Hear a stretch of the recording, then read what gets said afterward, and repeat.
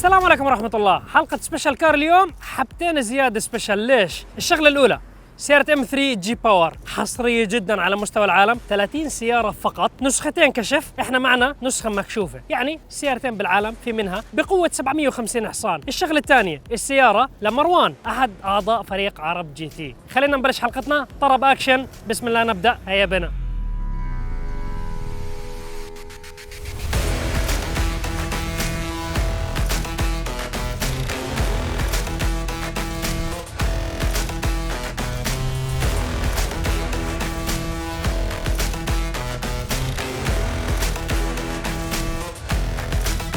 قبل ما نبلش حلقتنا أعطونا تقييمكم للسيارة من 100.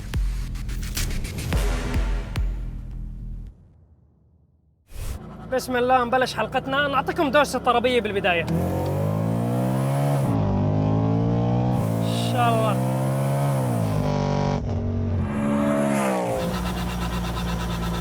اسمع يا الحبيب اسمع، ما شاء الله صوت البرو تشارج خيالي، ما شاء الله تبارك الله. خامس سادس سابع نتفهم مع بعض على الخفيف. شركة جي باور شركة عالمية احترافية بعالم تعديل السيارات. الصيت تاعهم ضرب وانشهروا كتير من خلال تعديل سيارات بي ام دبليو. عندهم تعديل على عدد مهول جدا من سيارات بي ام دبليو. من ابرز التعديلات اللي بيسووها على السيارات انه بيخلوا السيارات مثلا تنفس طبيعي، بيحطوا عليها برو تشارج، فبتصير في خلطة سحرية، هورس باور زيادة بطريقة فرق كثير كبير عن بي ام دبليو المصنع الاساسي.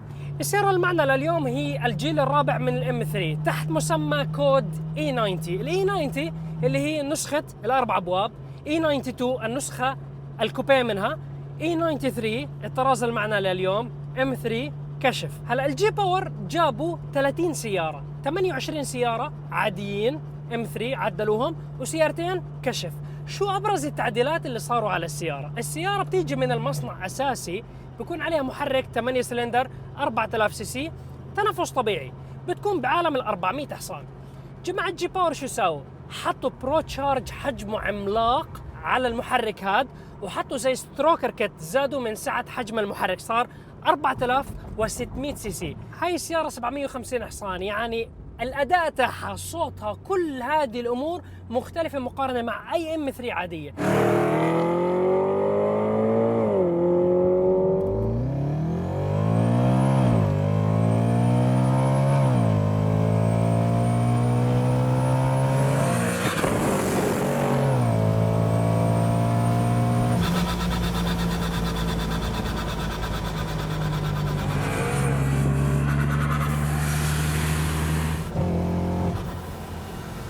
اسمع الطرب يا الحبيب، اصوات البرو تشارج.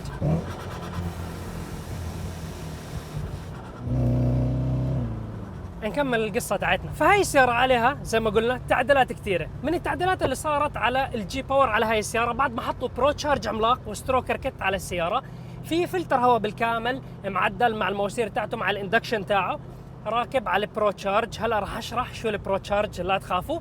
السيارة عليها فول اكزوست سيستم، هيدرز لاخر السيارة اكرافوفيتش بالكامل معدل. السيارة عليها بالكامل باديكيت كربون فايبر مع جنوط مخففة من فورشتاينر، هاي برضو تعديلات على السيارة. بريكات السيارة معدلين من جي باور، 6 مكابس بالامام، حجم ديسك البريك عملاق، شايفين عليه الخطوط مشان يعطوك احسن اداء ممكن لهذا الوحش الالماني الاصيل. طبعا موجود هون في تختيمات انه هاي السيارة جي باور، معها شهادات انه هاي السيارة ليست ام 3 عادية. بالنسبة لكلاتشات السيارة معدلة من جي باور مشان تستحمل التورك العالي للسيارة.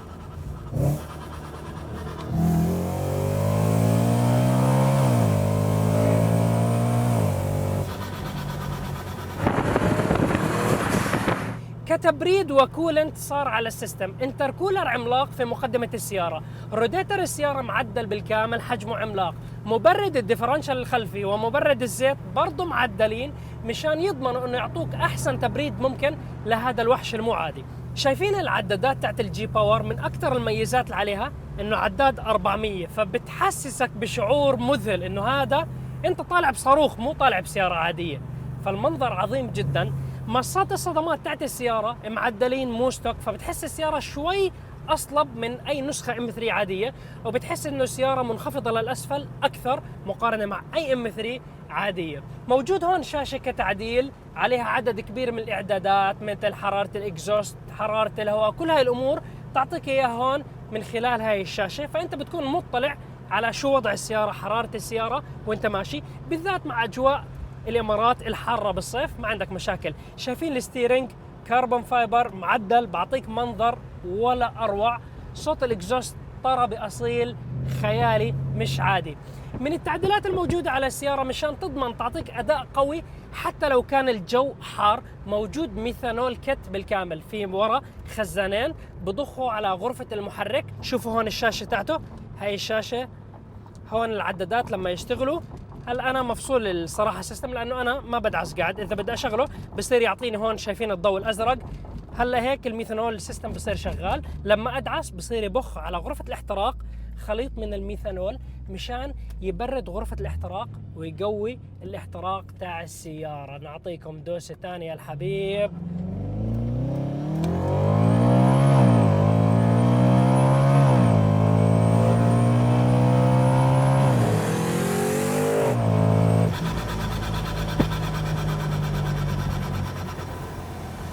صوت البرو تشارج، صوت الاكزوست، ما شاء الله. هاي السيارة طرب، نغم، تستمتع، تسارع، كل هاي الامور اللي بدك اياها موجودة بهذا الوحش. ما شاء الله تبارك الله، الله يبارك.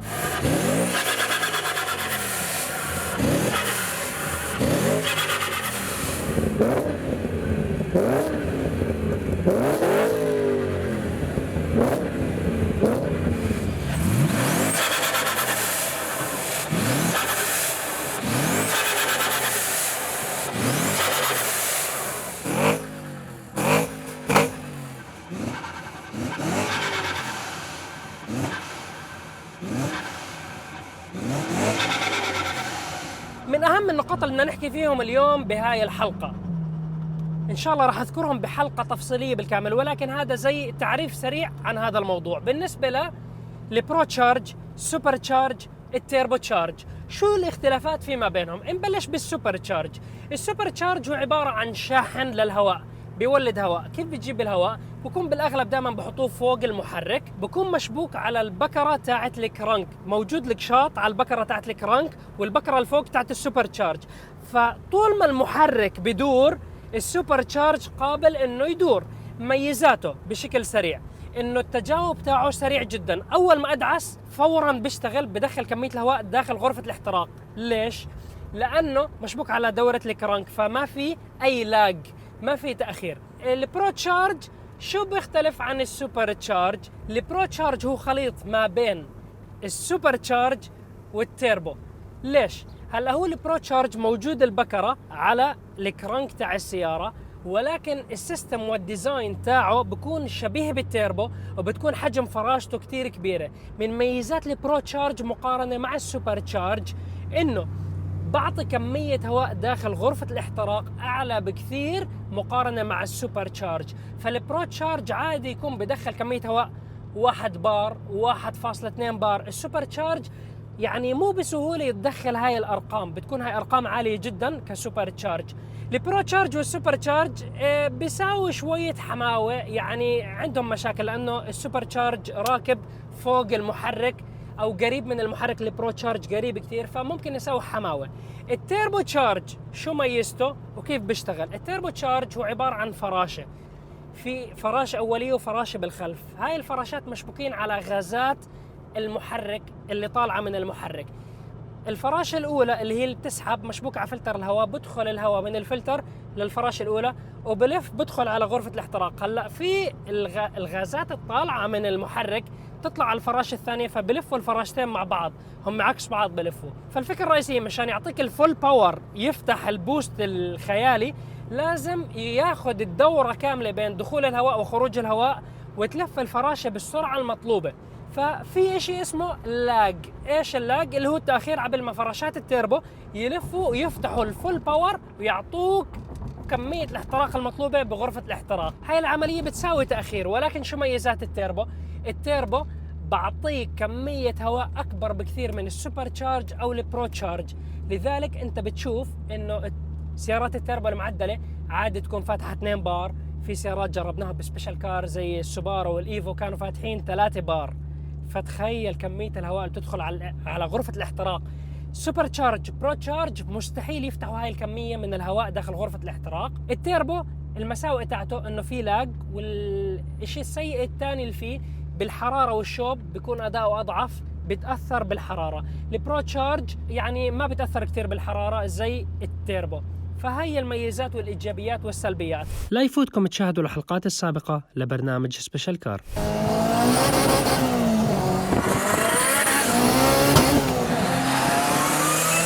اوستن قطرب يا الحبيب.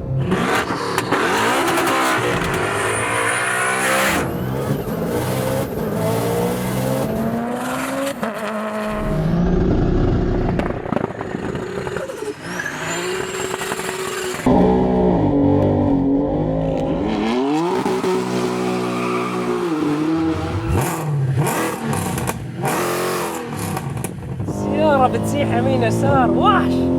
شو هاد؟ السيارة سريعة، السيارة نشيطة، السيارة صاحية، الله يبارك. إن شاء الله أنواع الإقلاع يا الحبيب.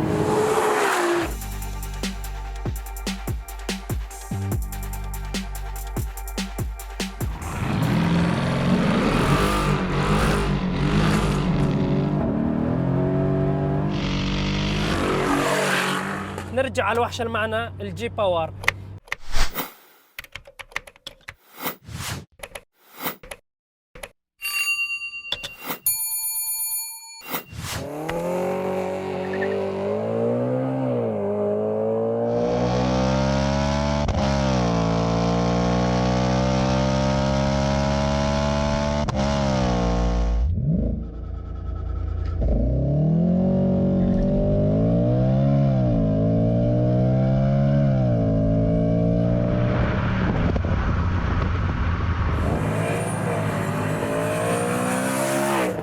كل عمدان التوازن تحت السيارة معدلة بالكامل، راح تشوفوا بالفيديو كلياتهم كبار خفيفين بالوزن، لونهم برتقالي. نطربكم نعطيكم دوسة صوت يا عيني. اسمع يا الحبيب اسمع.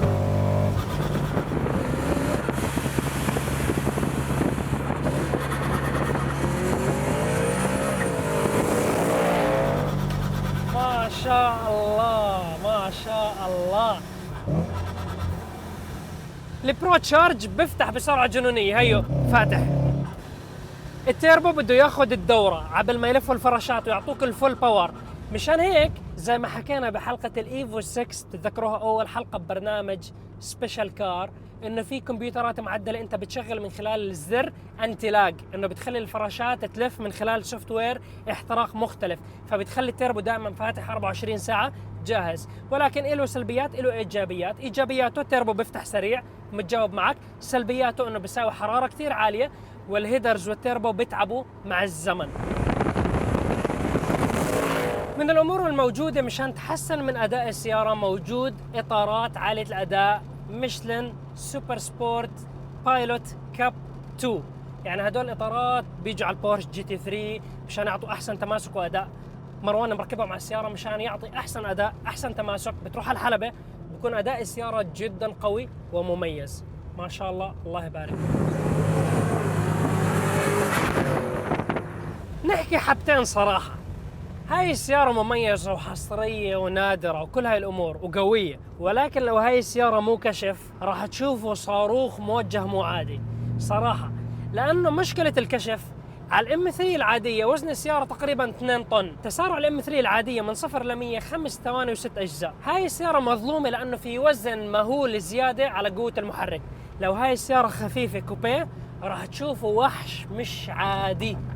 يعني احنا طافيين تراكشن وقاعدين مندوس، لو اي واحد مو محترف بالسواقه هاي السياره بتقتله. لو انها كوبيه ما بيقدر يسوقها، مستحيل، لازم تكون محترف. كل الشكر لاخوي العزيز احد افراد فريق عرب جي تي، مروان دمراوي، هو صاحب هاي السياره، الله يبارك له فيها. نسخه حصريه على مستوى العالم، فقط 30 سياره. عندك سياره مميزه، عندك سبيشال كار، تواصل معي عبر حسابي على الانستغرام، وان شاء الله يكون في نصيب ونجرب سيارتك وتطلع في برنامج سبيشال كار على عرب جي تي، نحو شعارنا الدائم للعالميه باسم العرب. مع عرب جي تي، في امان الله.